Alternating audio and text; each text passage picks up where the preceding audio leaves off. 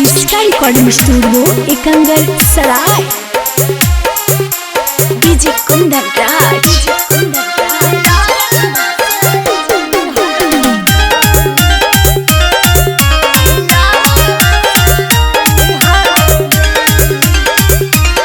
Presented by किसका जाहिता जोगे जन ससुरावा हमारा ना भूलई हागे जाहिता जोगे जन ससुरावा हमारा ना भूलई हागे जान मिले लागी नदिया किनारावा यारावा से हागे जान मिले लागी नदिया किनारावा यारावा से हागे जान जैसा ही खियावा न पहिले वैसा ही खिलाई हागे जान जैसा ही खियावा न पहिले वैसा ही खिलाई हागे जान मिले लागी नदिया किनारावा यारावा से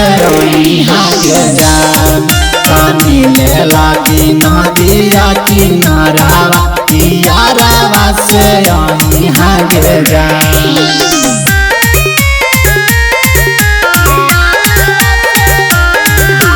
डीजे कुंदन राज।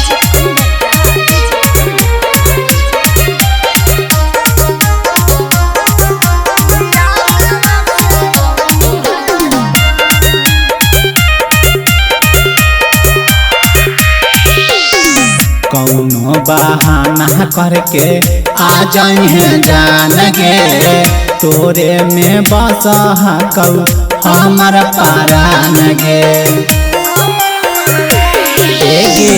कौनो बहाना करके आ जाए जान गे तोरे में बस कौ हमर पारान गे पूछत जाबे साइया ता तोरो भैया बताई है गे जान पूछत जाबा साइया ता तोरो भैया बताई है गे जान मिले लागी नदिया किनारावा यारावा से हागे जान मिले लागी नदिया किनारावा यारावा से हागे जान।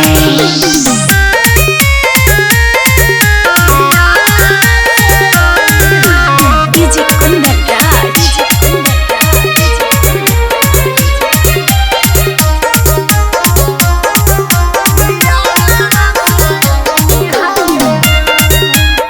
इसका रिकॉर्डिंग स्टूडियो एकंगर सराय। याद जब आई तौता फोनमा लागई हाँ मिलेला सोना गे तू चले आई हाँ